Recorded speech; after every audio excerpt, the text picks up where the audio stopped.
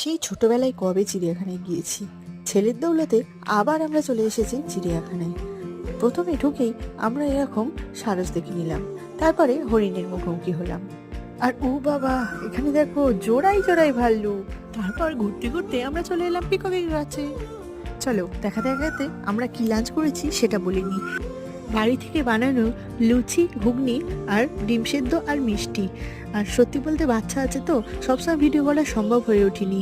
আর এই দেখো আমরা এখন জেব্রার কাছে চলে এসেছি। আর এই তো বাঘমশাই শুয়ে খুব রোদ খাচ্ছে। বাচ্চা থাকলে হাজারো প্রশ্নের মুখোমুখি হতে হয়।